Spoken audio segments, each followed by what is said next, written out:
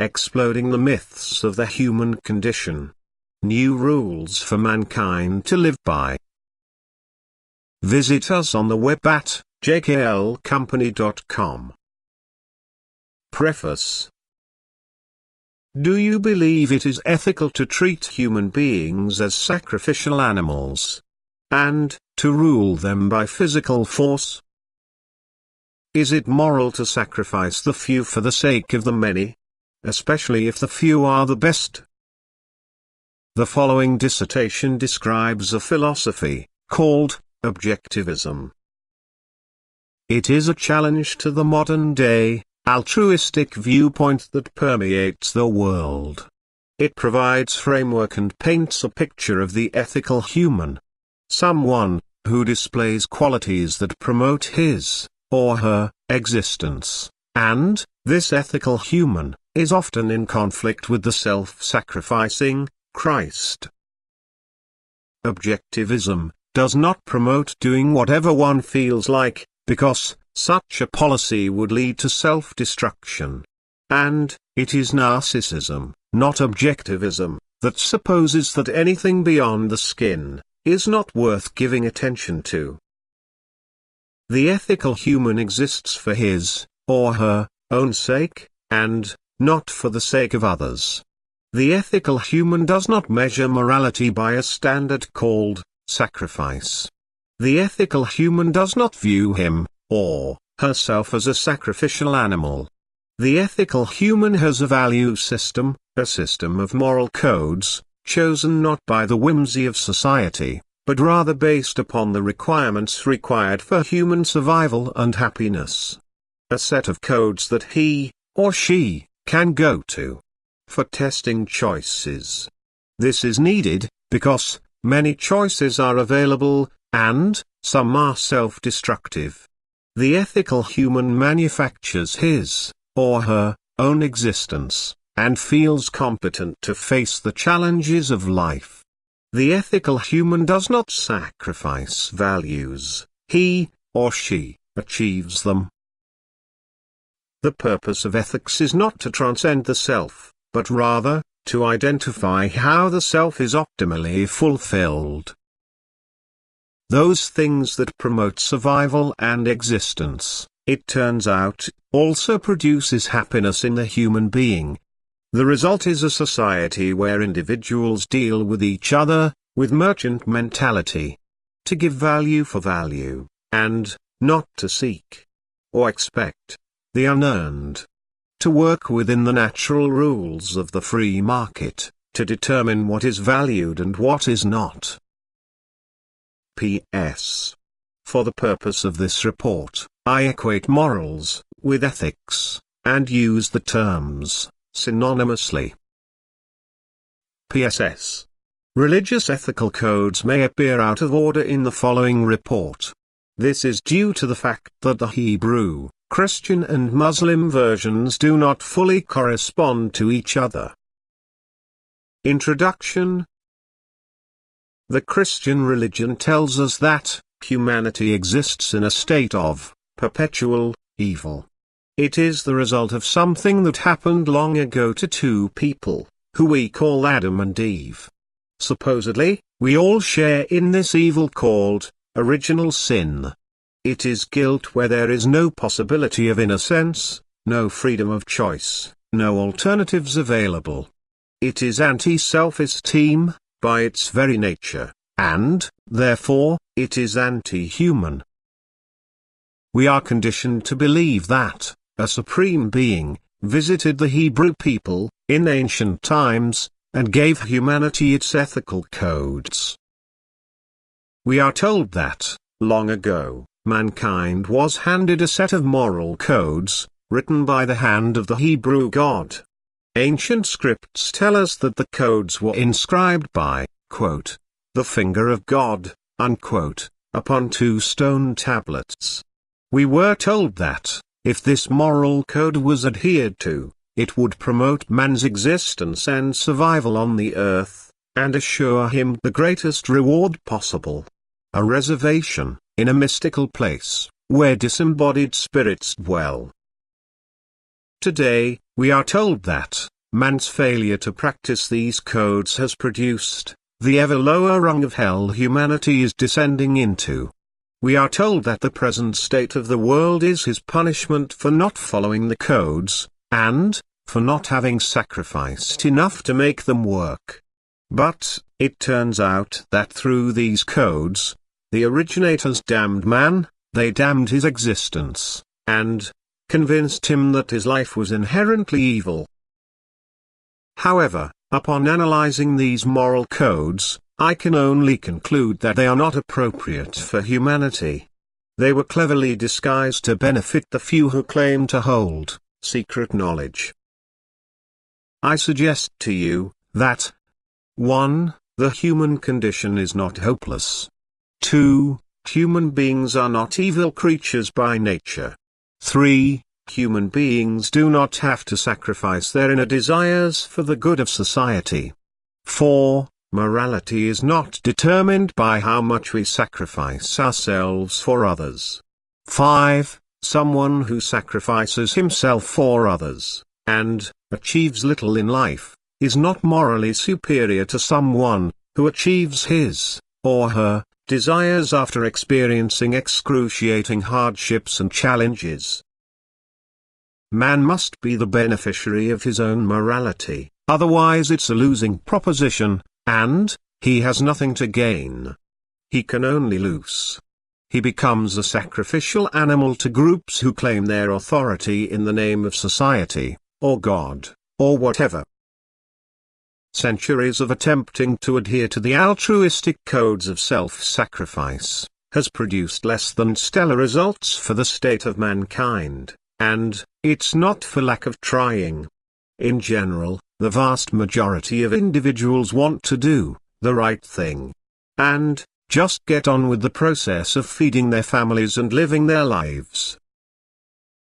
The anti-self philosophy of altruism actually promotes the idea that being a brute, and trampling over the rights of others, is somehow to the benefit of the individual, and that for the good of his neighbors, he must reject his human nature and give in to the dictates of the group. Or, should we call it, the gang? He imagines that he will then be protected from his neighbors, who would be robbing him if he didn't have the gang to protect him. A small price to pay? The idea presupposes that man's life is inherently evil. What a contradiction, when life, and sustaining one's own life, should be the very highest value for any living organism. What doctrine could be more evil? What is evil?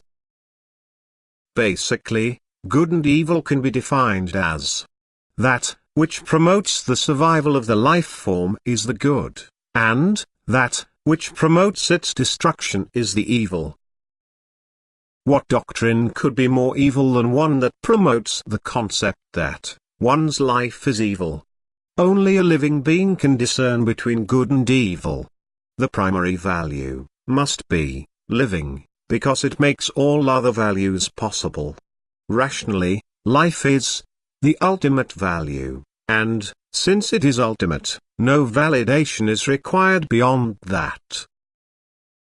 And, since life is our highest value, then, it becomes the standard by which we measure other values. When life on the earth becomes the standard, then self-sacrifice diminishes, and the ethical human emerges, seeking to achieve rational values and goals. Someone might ask, does man need morals at all? And, if he does, what morals are proper to him, based on his nature as a human being? Reality constantly presents mankind with a wide variety of choices. And, moral values are needed for guidance. Only humans make self-destructive choices. Only humans can be tricked into choosing to ignore reality, and go against their very nature, and this is the reason that mankind needs ethics to guide his pursuits in life. mankind has never discovered morality. He was handed a set of codes, by default. Animals do not need morals since they cannot choose to ignore reality, and take self-destructive paths. Their nature does not permit it. Human nature, however, does not have this automatic function. Thinking is our basic means of survival, even though many temptations exist to avoid it. Humans must manufacture their existence, it is not provided for them, as it is with other animals. Humans must discover the proper courses of action for them to take, because it is not built in. Humans must use their reasoning, because it is their nature to discover what it is they need to continue their existence. They do not know automatically, as with other animals. They must use reason to figure it out. How could a child know what to eat? How could he identify foods that were edible and those that were not? How could he make the simplest of shelters? Only the act of reasoning can produce an airplane, or discover a cure for disease, or invent an air conditioner. These things must be discovered, and, even if a person is simply repeating the acts of another, the original person used reasoning to come up with the original design. Humans must apply thought and effort to discover the ethical codes appropriate for man and woman's existence. No amount of begging and appealing to the spirit world will produce the airplane or air conditioner. A moral system that recognizes life as the highest value also includes rationality as the highest virtue. Rationality is the act of viewing reality to the best of our ability, and accepting reasoning as the final arbitrator in questions pertaining to values, knowledge and action. Rationality indicates that we should not follow emotions blindly, because that could be dangerous. When emotions and mind contradict each other, it is a clash of two different judgments. We do not automatically go with emotions, we use them to try and figure out what they are trying to say. Is it moral to be selfish? Is my primary obligation to exist in the service of others? And to live up to their expectations? Do I exist for the sake of others? Or is my primary obligation to myself? And the pursuit of well-being? And is happiness my highest moral purpose? Do I have the right to exist for my own sake? Or is every individual morally bound to exist as a means to the ends of others? To remove misunderstanding, I emphasize that to exist for one's own sake does not mean that it is all right to violate the rights of others. It does not mean that it is appropriate to be indifferent to those suffering. Nor does it mean that kindness and generosity are not virtues. And what if I answer negatively to the following question? Do I have the right to exist for my own sake? If my right to exist is dependent upon my service to others, then I exist only by permission or favor. My life does not belong to me. So, then who does my life belong to? Well, religiously, we are told that our lives belong to God. And, as a tribal answer, we belong to the king, pharaoh, state, family, or society. These ideas promote the idea that we exist by the grace of others, and that the others have the right to do with us as they please. We are conditioned to think this from early life, that is, that we belong to our parents, is really a preparation for the future, where we are to assume that our lives belong to the company, to the society, to the country, or to the world in general. Throughout history, ethics have been based on the idea of self-sacrifice and self-surrender. Selfishness has been identified as the evil. But, Think about it. It is always the sacrifice of the individual, to serve in the name of a higher value, that is, everyone else but myself. Exactly how did we come up with this, so-called, higher value? And, why do we assume that it is higher?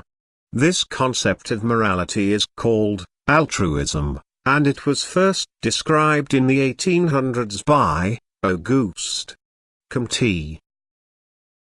Currently, this particular view of ethics permeates the world, and is actually considered synonymous with the word morality. Average people do not view altruism for what it really is. People consider it to be synonymous with virtue, and to simply mean kindness, benevolence, charity and respect for others. However, the real meaning of altruism is that humans must make the welfare of others their highest moral concern, that is, place those interests above the interest of the self. This contains an intellectual package deal, since it presupposes that humans do not have a right to live their lives for their own sake, and that service to others is their only road to morality and it is the highest virtue of all. This would mean that human beings are sacrificial animals. The doctrine of altruism purports to represent love for humanity, when it represents just the opposite. Values and virtues. The first question of ethics is not what set of moral codes to accept, but rather, what are values? And, what values should human beings pursue? A value is something one obtains, or keeps, through actions. Values are required, because life presents humans with so many alternatives.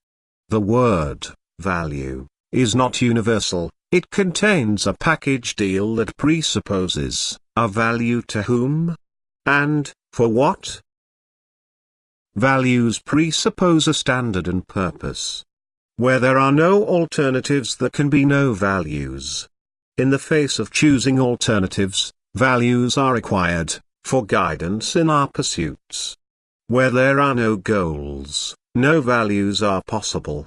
The existence of alternatives makes values possible and necessary. A life form without alternatives could have no goals or values. The primary universal alternative, for living beings, is to be, or not to be. The existence of life is not unconditional, as it is with inanimate matter. Actions are required to maintain life, and, these actions must be self-sustaining and self-generating. Otherwise, the being dies. Its chemicals remain but its life is lost. If the actions taken by the human being is not appropriate for his existence, then he dies. He is not born with knowledge of right and wrong, he must discover it, and, if he fails to take the appropriate actions, he will die. And, since he has no knowledge of right and wrong, he can have no concept of good and evil, and, he must discover the things that promote his survival, versus those actions that will not. All of the values upon which our lives, happiness, and well-being, depend upon, are due to a process of thought, and then, action. The ethical man holds life as one's highest value, and, the process of rational thought as the highest virtue. All other virtues and values spring forth from this platform. Values such as independence, integrity, honesty, pride, productiveness, and justice. And, other values that might be pursued, that is, love, family, career, friendship, recreation, etc. What values should one choose? This question presupposes the question, a value to whom? And for what? And, the answer is, values that support individual life, appropriate to a human being, as dictated by human nature. The basic virtue of rationality leads to the expression of other virtues coming into existence. It is acceptance of the facts of nature. Virtues. The word virtue comes from the Latin words vir and virtus. Vir is defined as man, male, or masculine. And the word virtus means manly strength, manly courage, or manly excellence. As mentioned before, rationality is the highest virtue. Aristotle addressed the subject of virtues by saying that the highest virtue is intellectual contemplation.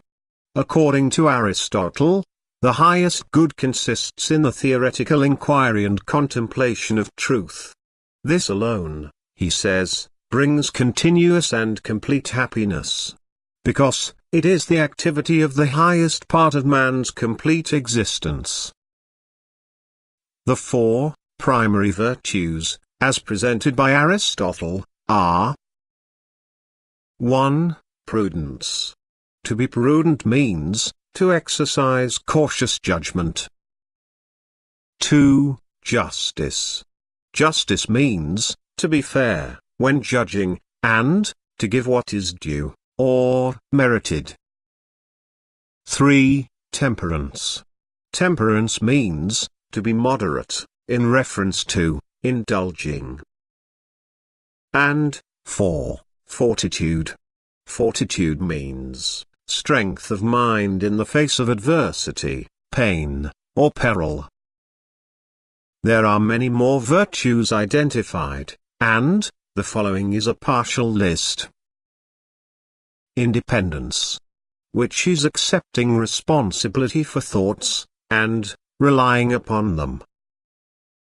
Honesty, which is the refusal to gain values by faking reality. Integrity, which is staying true to our consciousness. The virtue of productiveness consists of bringing thoughts into reality, by setting goals, and the physical actions required to achieve them. Animals must adjust themselves to their surroundings, but humans adjust the environment to themselves, through productive work. Productiveness is the primary result of rationality in nature. There are many other virtues that have been identified, however, it is beyond the scope of this report to discuss all of them. But there is one more primary virtue that I would like to mention. It is called pride. I am not speaking of the emotion, but rather, the virtue. It has to do with achieving human potential, and a refusal to be sacrificial fodder for the goals of others. And finally, clarifying the virtue of justice. The basic idea is to identify, and to treat people accordingly, that is, rewarding pro-life character, and pro-life decisions, and withholding reward for anti-life decisions and character. Justice is the main result of rationality when man deals with man. The religious code of ethics.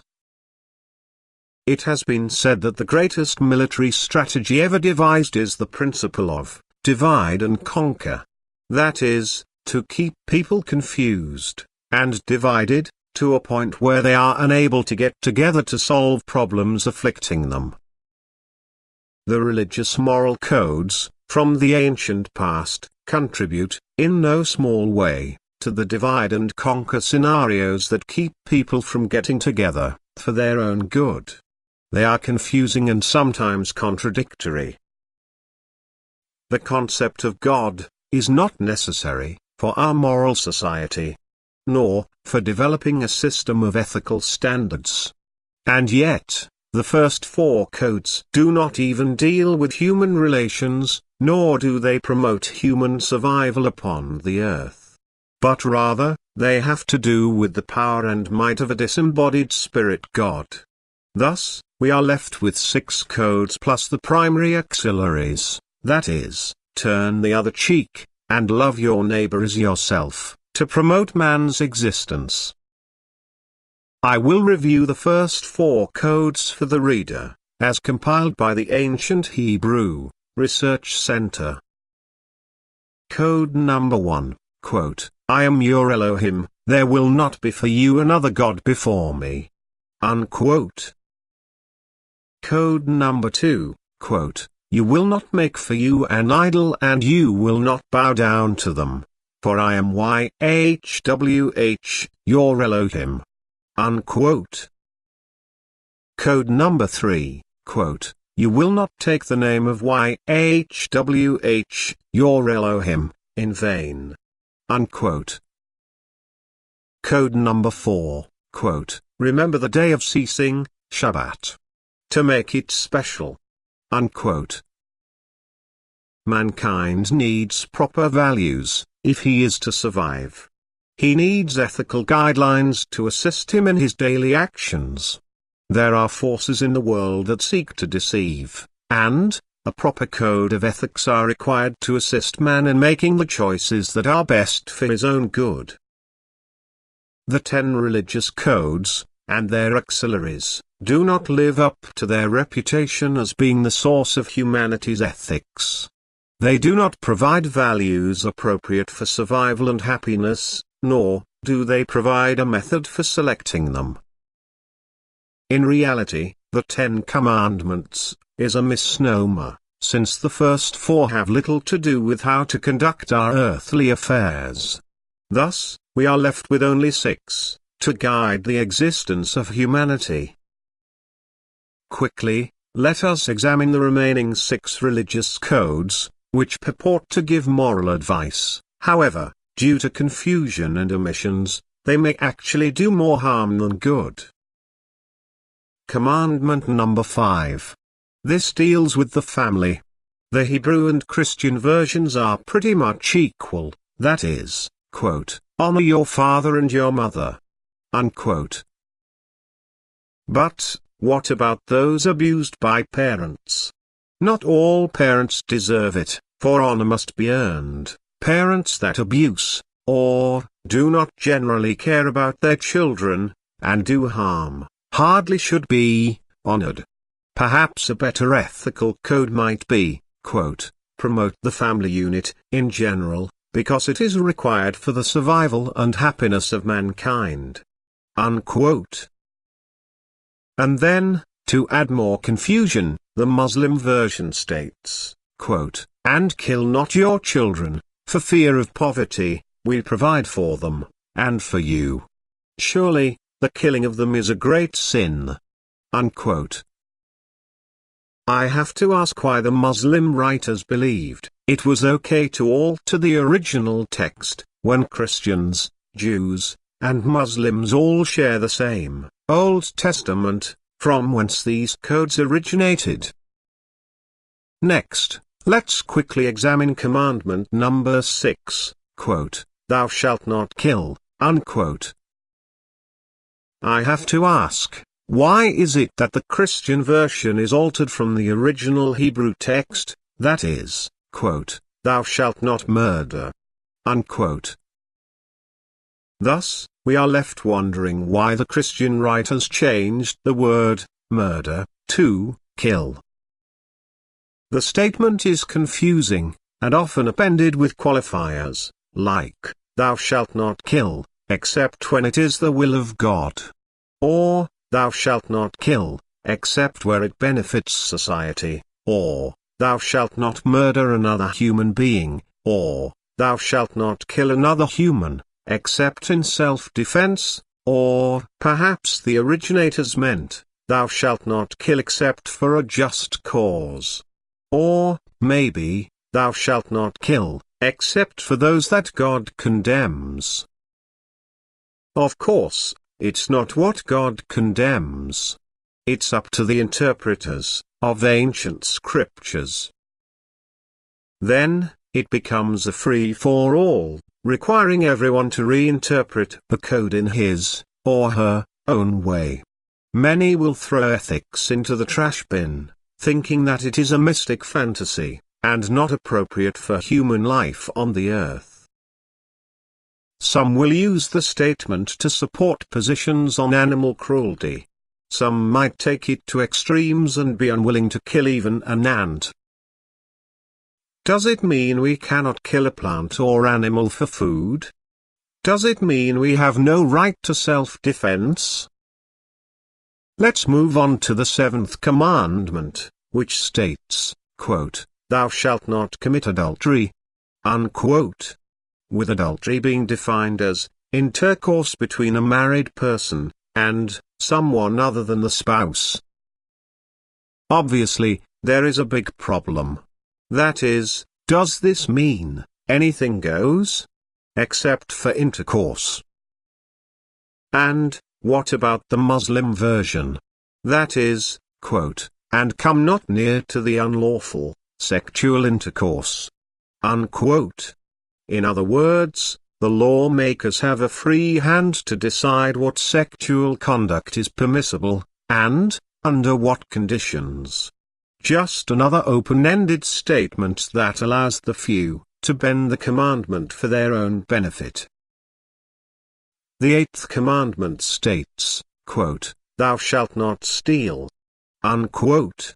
The Hebrew and Christian versions of this code pretty much agree, however, the Muslim version again makes us wonder why it differs so much from the older texts, that is, quote, "And come not near to the orphan's property, except to improve it, until he attains the age of full strength," unquote.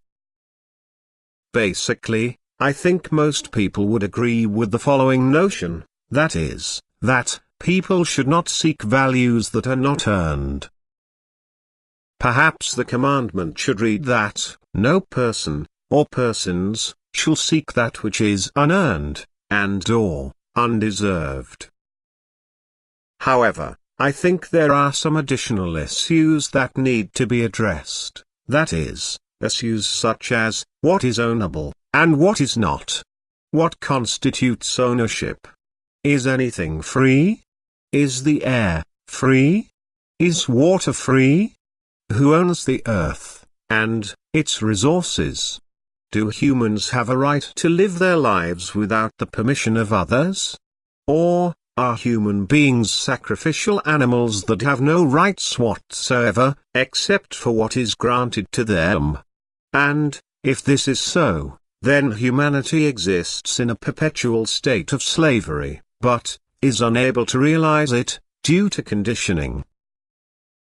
If the government has the right to suspend individual rights, then, in reality, the individual lives by permission of his masters. In such a system, the government could also legislate ownership of air, water, and anything else required for human survival. Human beings, in America, could end up in a position of not even having the right to breathe clean air, without permission. In fact, some states already have legislation that makes it a crime to collect rain. In the name of the good of society, legislators have the power to write laws that actually make it illegal to possess water, without government permission. And then, I ask, is it a sin if I open my mouth and swallow some illegal rain? Commandment number 9 states, quote, "Thou shalt not bear false witness against thy neighbor," unquote. I certainly agree with the statement. However, I do have a problem with the Muslim version, because it deviates so much from the original. That is, quote, "And give full measure when you measure, and weigh with a balance that is straight," unquote. Perhaps this code might be improved, by changing it. It could be reworded to state, quote, "Deal honorably with all people you meet," unquote. The final Hebrew code states, quote, "You will not covet anything that belongs to your neighbor," unquote. A big problem here is the word covet, which means to desire. It is not natural for a human not to desire something that is desirable. The key is simply not to act on certain whimsies, because it is not beneficial, in general, to do so. Thus, this code has a hidden implication of failure. I would suggest, instead, quote, "Thou shalt not seek the unearned, and/or undeserved," unquote. Sometimes this code will read as, quote, "Thou shalt not covet thy neighbor's wife," unquote. The concept that women are to be worshipped, but not desired is difficult to grasp. It goes against human nature. Perhaps a better code would be, quote, "Respect the institution of marriage, do not interfere in family relationships, or come between spouses," unquote. Religious ethical codes are very suspicious, since they appear to benefit those who claim to represent a disembodied spirit from the ancient past. Where are these tablets that the Hebrew God wrote upon? At least, where are the fragments? Mankind never dares to question these moral codes, for fear of condemnation. I ask this question now: are these codes really appropriate for mankind's survival and happiness? Consider the first 4 of the 10 Commandments. All have to do with the might, power and requirements of a disembodied spirit. We are told that this spirit communicated with his chosen people in the distant past.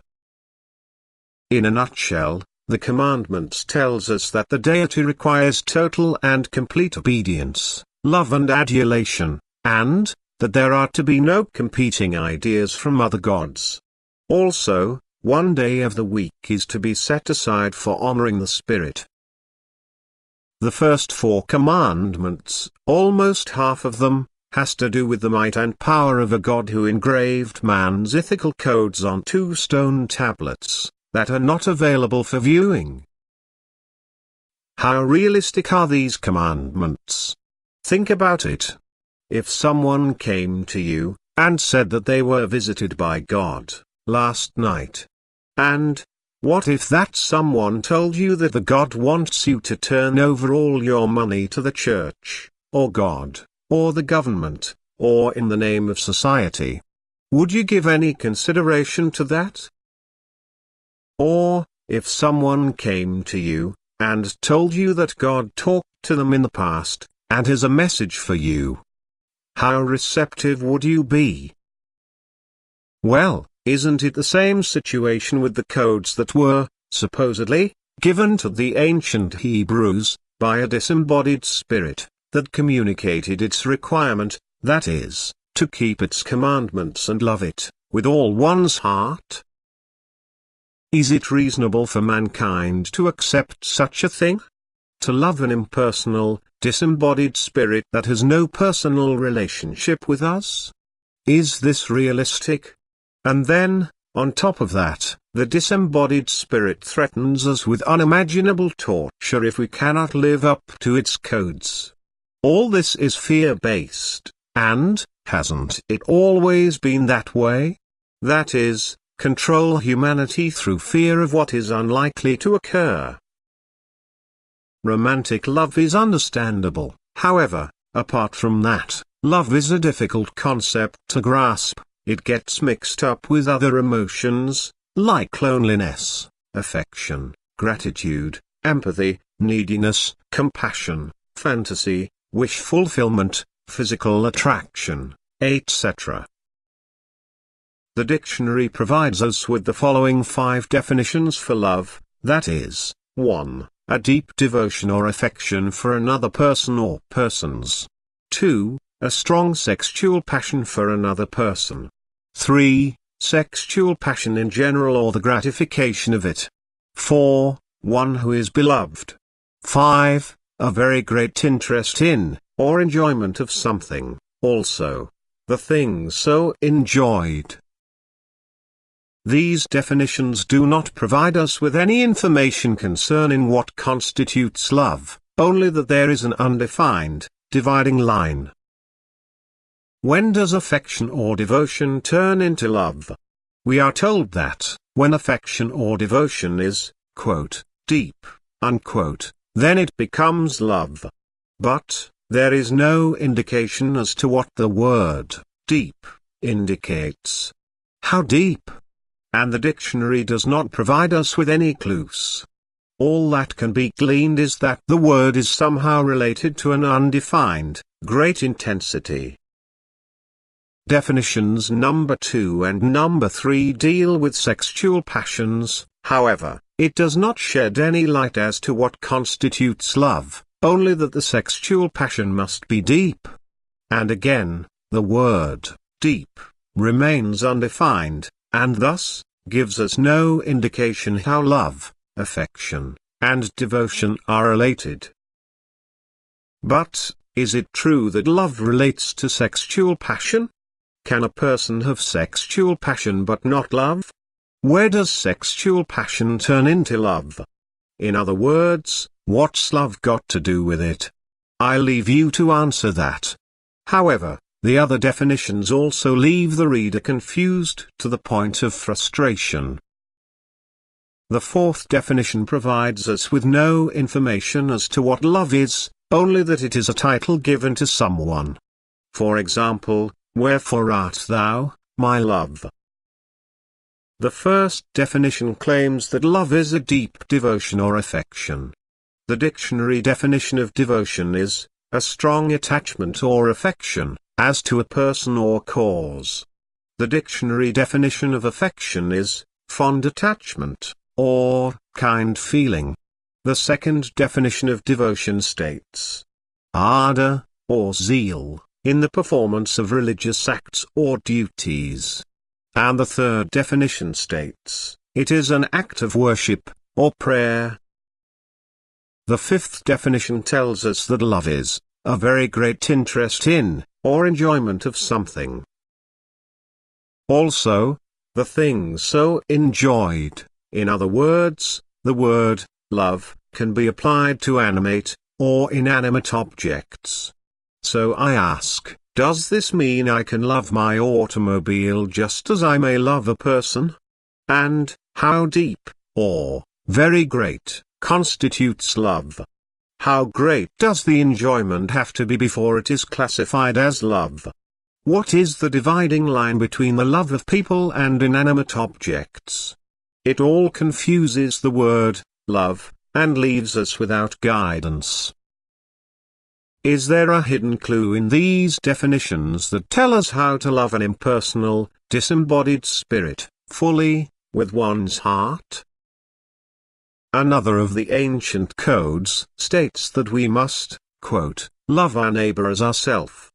Unquote. But, is this realistic when we cannot even get together as to the definition of love? And, what if one has low self-esteem and considers him, or herself, as inferior to others? I suggest that most people are going to have a hard time loving themselves, when they've been conditioned to believe that their lives are evil. Then, we are commanded to love this being that has no interest in a personal relationship with us, and threatens us with torture if we do not comply. And, what about all the New Age advice out there saying things like, you cannot love someone else if you cannot love yourself? How do you think this plays out in the human psyche? How about the notion that moral people will, quote, turn the other cheek, unquote? I'm not sure exactly what was meant by this statement, however, it sounds anti-human to me. That is, do we not have a right to self-defense when violence is initiated? Buddhism and the transhuman philosophies.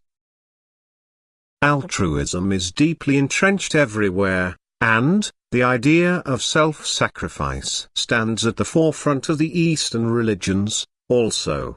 However, we have an additional concept that needs to be addressed, that is, transcendence. Buddhism started gaining popularity in the middle of the 20th century. It has become quite influential in the philosophies of the West, so, an analysis is appropriate to our discussion. First of all, a philosophy concerning human beings, but, is not about human beings, is contradictory. To place so much emphasis on outer space is an injustice, when we are most concerned with survival and happiness here on the earth. The potentials of human beings, and the heights they can achieve, are within the human realm. We do not have to look to the cosmos to transcend into something that is not human. We can expand our own identities, but we cannot go beyond. The idea of transcending means to rise above limitations, to a wider field of vision. In fact, the process of growth is actually a series of transcendences, as we develop to higher stages of development. Psychologically, transcendence means shifting from a lower perspective of one's self to a higher one. So, here is the contradiction. Ask yourself, who is transcending? Answer, I am. Question, what am I transcending? Answer, a lower level of development. Question, who is it that experiences the total bliss promised to those who transcend their egos? Answer, when the ego is transcended, and I am without awareness, then I am either unconscious, or dead. To transcend self-limiting thinking habits is logical. However, transcending the self is not. We can speak of transcending flawed egos, but it is not reasonable to transcend ego. Eastern religions typically posit the viewpoint that the self is an illusion, and this illusion can be transcended. But only when we realize that we are all part of the grand everything, that is, a drop of water in the one great consciousness. The self is evolving, not transcending, when it lets go of limiting attachments, and discovers new powers. The idea of escaping the self just does not make sense. We can put the self in the background when we do something familiar, or meditate. But the self is there. As long as there is awareness, then the self is there. Buddhism proposes the idea that consciousness is a stream, and that the idea of self is superfluous and false. And, just as the eyes are sense organs of the body, and cannot view themselves, it would be the same with consciousness, that is, as an organ of perception that can be directed out, but cannot view itself.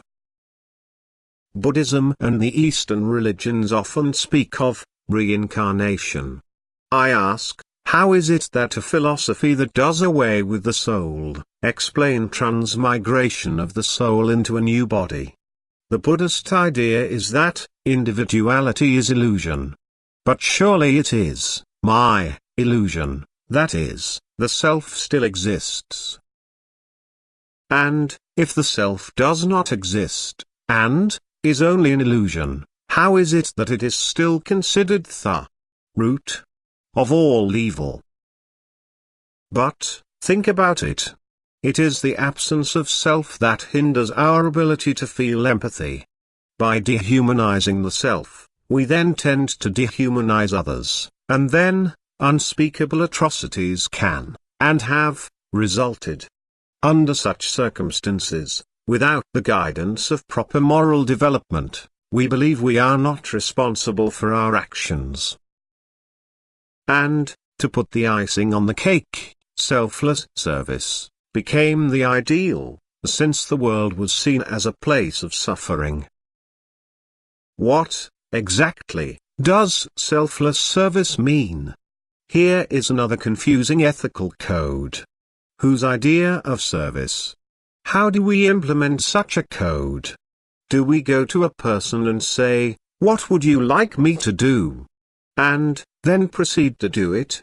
Or, do we impose our own vision of the way we think things should be? Anyway, you get the idea.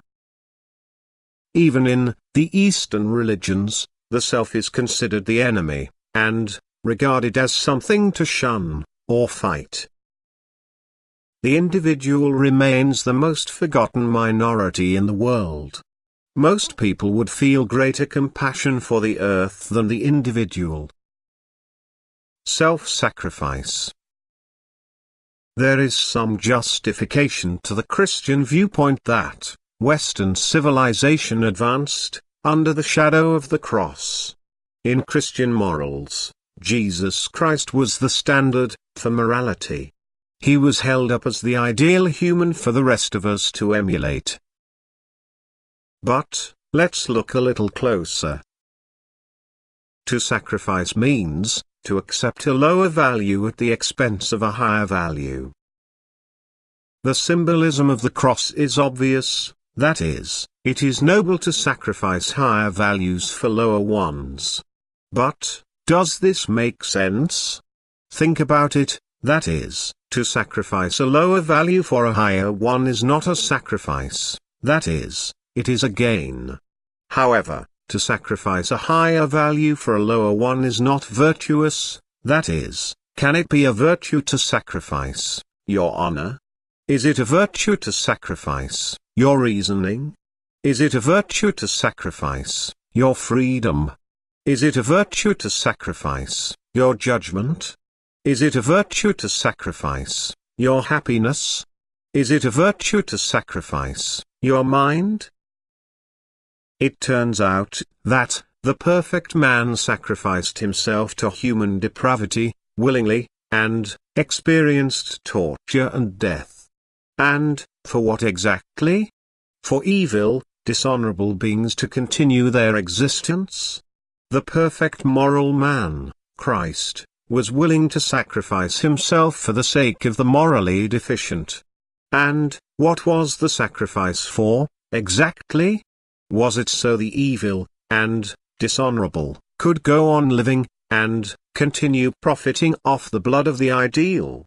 Living because Jesus was tortured, that is, living on the blood of the ethical. Of course, this further contributes to the idea that man's life is evil by nature. It also colors the world in the eyes of many, that is, look at what humans did to this wonderful being. It is a reason to hate the world, hate humanity, and hate life. The idea of sacrificing means, a higher value is to be surrendered for a lower one.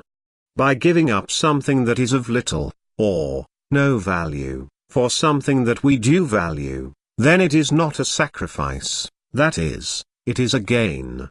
If we are to call sacrifice a virtue, then we have to have something of value that we are giving up. Let's take money as an example. The message we receive about money is that, by giving it away we become virtuous. But, what does morality have to say to someone who sets up rational values, and achieves them only after excruciating struggle? Nothing. Altruistic morality offers no guidance for this person, and tells him that, at best, he is amoral. We are taught to admire the surrender of intelligence to faith. There is no moral value associated to our happiness, however, of course, unless we sacrifice it for the good of others. But, think about what it means to sacrifice one's happiness. When we sacrifice our happiness, we sacrifice our wants. When we sacrifice our wants, we sacrifice our values. When we sacrifice our values, we sacrifice our judgments. By sacrificing our judgments, we sacrifice our thinking. If our mind and judgment are to be sacrificed, then, how can this world be other than it is? How can it ever be corrected? How can sacrifice be a virtue? If I sacrifice my integrity, am I virtuous? How about my freedom? What about honor, and convictions? These are the most valuable things we own, and, whatever we might trade for them, will be a bargain for the purchaser. These are things that should never be traded, and, the highest value of all is, the self. Self-sacrifice, as a virtue. You must be joking, right? A self-sacrificing morality leads to conflict between practicality and ethics. This leads to choosing to be happy, or virtuous, or to be idealistic, or to be successful. What it does, is to set up a scenario, where we have to choose between being able to live, and making ourselves worthy of living. The problem is, we need both. In the current altruistic system, we end up making ourselves able to live, but not worthy of living. And what of human self-esteem? Defenders of altruism often claim that people don't have to go to extremes. We don't expect people to be fully moral, they will say. We expect them to smuggle some self-interest into their lives. We recognize that people have to live, after all. For the purpose of understanding, let's restate, with the following. Quote, few people are going to be suicidal enough to practice altruism consistently. Unquote. Healthy relations require the exchange of values, not sacrifices. Religious moral codes are not our source of morality. Our source of morality has to come from our own human nature. And, to fight against human nature is to fight against human survival, and that which is good for human beings, in general. Morals are not a collection of codes to be accepted, or discarded in case of any emergency or whim. They are not dependent on the whims of society, the collective, the disembodied spirit, the king, the dictator, or the individual. If we are to discover the ethical codes that mankind requires to flourish, we must start at the beginning. The first question should be, does man need moral codes at all? Some would say that morals are only applicable in the realm of the afterlife, and have no business in the affairs of man. To those people I would say, the basic means of survival for all humans is consciousness. However, human nature contains an option, that is, seeking awareness or avoiding it, seeking truth or avoiding it, focusing the mind, or unfocusing it. To put it another way, we have the option of subverting our means of survival and well-being. We can be led down pathways that we fail to realize are not in our own best interest. We are not hardwired as to always choose awareness over blindness, knowledge over ignorance, fact over delusion, truth over falsehood. And this is the reason we need a set of moral codes to guide the general affairs of humanity, for his, and her, long-term survival and happiness. Currently, the beneficiary of an action is the criteria that determines what is moral and what is not. And as long as the beneficiary is someone other than oneself, then anything goes. Think about the dictator who unleashes untold horrors upon the citizenry, but is regarded as moral because his edicts were meant to benefit the people, and not himself. But in reality, a man must be the beneficiary of his own moral actions, otherwise he will view morals as a lucid proposition, something that holds no value for him. It is a situation where he can only lose self-imposed loss through sacrifice. He becomes cynical because he fears to confront it, and feels guilty because he needs to sneak some of his own self-interest into the equation.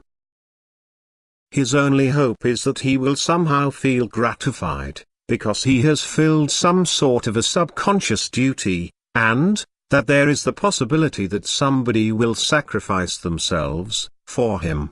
But the sacrifice is not typically satisfying, because it is akin to receiving a Christmas gift that one never asked for, and would never buy for oneself. The question to be asked is, who benefits from those who sacrifice their own interests for the whims of God, the dictator, the king, or whatever gang claims to be its spokesman? We are told that society benefits, and therefore, we all benefit. However, there is no such thing as society. since society is only composed of individuals, and societal rights can never supersede individual rights. This is all designed to promote control through the voluntary sacrifice of individuals. But remember, all rights start with the individual, that is, property rights. We are told that the source for our morality is the Hebrew God of the Old Testament. This notion is an error, because the source of morality can only be derived from man's nature. It is that which promotes his survival and happiness. Throughout history, morality has been associated with the will of God. However, today it is being replaced by the good of society, or whatever gang that claims to be its spokesman. However, we retain the old codes of morality through default, and we never dare to question their efficacy. Centuries of practicing altruism has resulted in utter failure. And it is not because men and women are not good enough to practice the codes, or that they have not shed enough blood for them, but rather, that the codes are not appropriate for human beings. Appropriate morality is something that mankind has yet to discover. And time may be running late. We need to come up with ethical codes to guide the affairs of man, instead of some that were handed to us under ancient and questionable circumstances. Such a thing opens humanity up to those who seek to deceive us into believing that humans are inherently evil, and are unable to formulate codes of ethics. The fate of mankind is too important to simply accept any morality presented. It is not something that needs to be rediscovered, but rather something that still waits to be newly discovered. Ethics and politics. Does mankind require a government? The answer is yes, since our rights are able to be violated. The proper purpose of government is to protect the individual from the physical compulsions of others, that is, criminals, and foreign invaders. Thus, it is proper to set up a legal system to protect people from violence and fraud. No one can deprive a person of his or her rights, except for other people. And, the only way a person can deprive others of their rights, is through the initiation of force, which includes fraud, and threats of violence. A code of ethics will demonstrate itself in the political arena. The idea of non-self, altruism, produces political systems that revolve around self-sacrificing socialism, and its many forms like communism, collectivism, Nazism, etc. While the idea of individualism and rational self-interest is represented by laissez-faire capitalism, which upholds the rights to pursue goals and values. Government force, and/or the threat of force, is the tool of altruism. The tool of laissez-faire capitalism is voluntarism, or libertarianism. Altruism upholds the concept that government is required to set up economic structures, and to determine whose economic interests the government will serve. The self-sacrificing, altruistic ethics produces the concept that the government has the right to initiate force against its citizens. Of course, the altruists will add the caveat that the force must be used for, quote, a good cause, unquote. But no one asks the question, good for who? And, good by what standards? Individualism upholds the concept of individual human rights, while altruism upholds the concept of group rights, at the sacrifice of the individual, that is, for the collective. When people engage in social relationships, they have two fundamental choices, that is, 1, to deal by way of reason to obtain what one wants through voluntary consent, or 2, to deal by way of force, and obtain what one wants without voluntary consent, whether it be at the end of a gun, or by coercion, or deceit or fraud. It is the proverbial gun to the head that forces people to act against their own best judgments. When an individual resorts to obtaining values by methods of force, we call it a crime. However, when this is the policy of a government, it is called socialism, or one of its synonymous forms, like collectivism, welfare state, nanny state, totalitarianism, statism, communism, Nazism, etc. And, somehow, it gets converted into a good thing. All of these forms of altruism agree on one thing in particular, that is, each predisposes that the state has the right to do as it pleases with its citizens, property, lives, and future. It is also universally agreed that private ownership is selfish and akin to evil, and that the more one earns, the more indebted he or she is to those who have not achieved it. Humans must continue working and producing under any conditions that their ruler's state is lawful. Freedom becomes a luxury to be granted at the whimsy of the masters.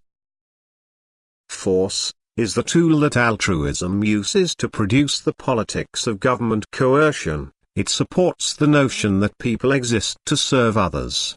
It compels people to act against their own best interests.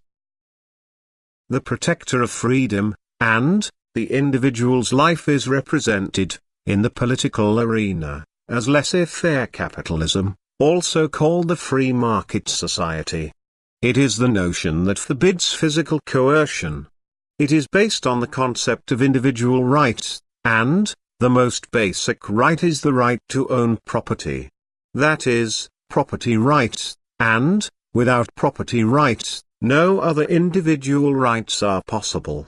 If humans are not allowed to keep and use the fruits of their efforts, then they do not possess freedom.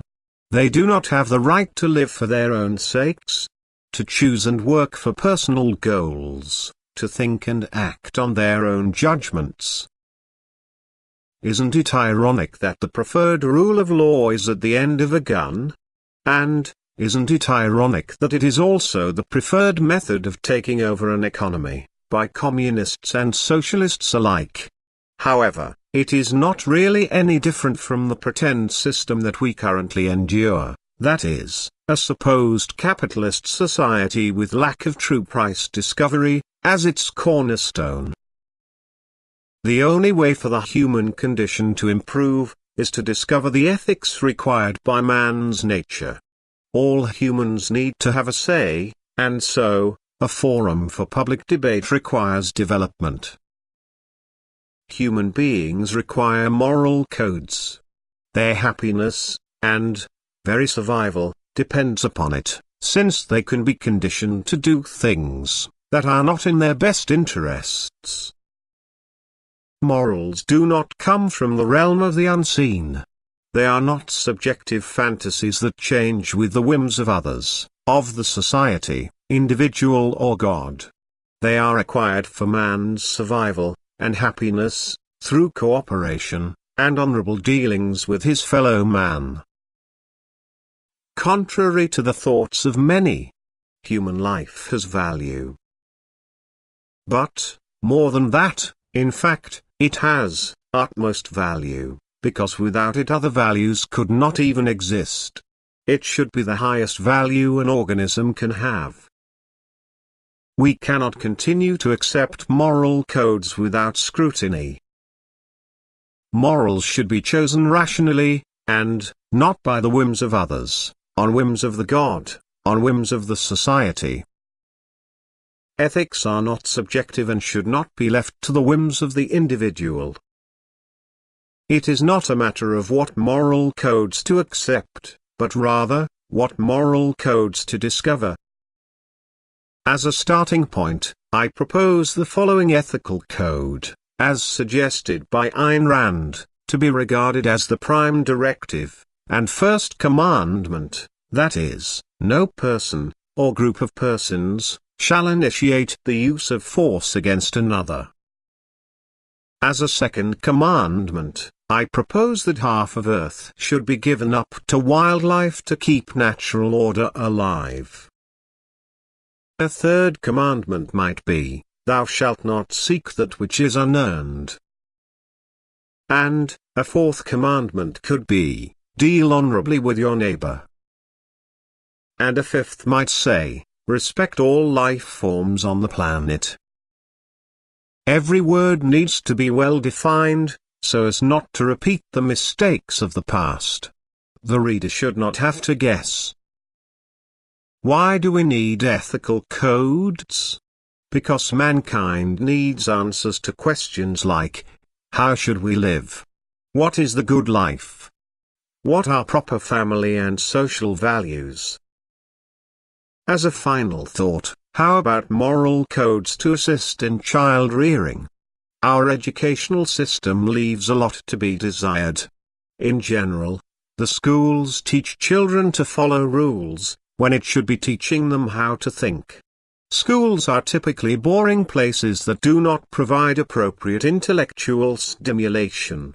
It is a place to socialize the children, not a place to learn independent thinking or self-assertiveness.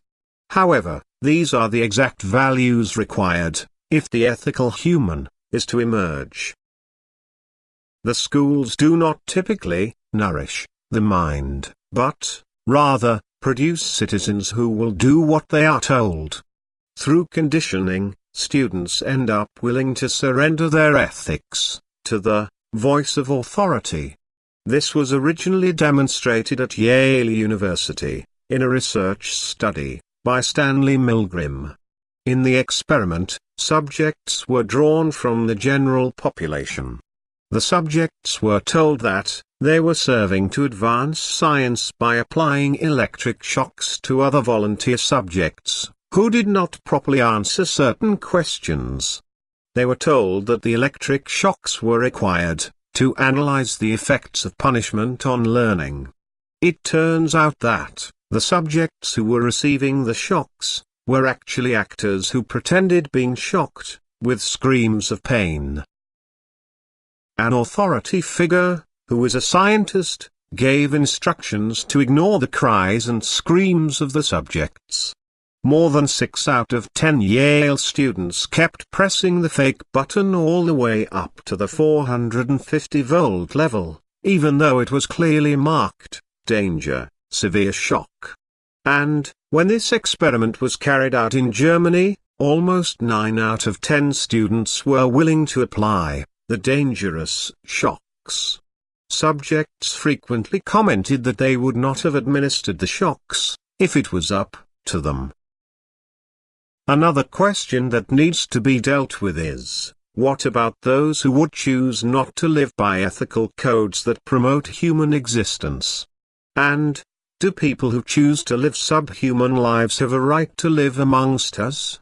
I suggest they do not. Perhaps those that prefer to live by rules that are subhuman, should be set up in a society that is more in tune with their desires. But whatever is set up, it should not be allowed to affect the ethical society that we need to build. Public debate is required to discover the ethical codes for mankind, because the powers that be have proven that they are incapable of coming up with such a plan.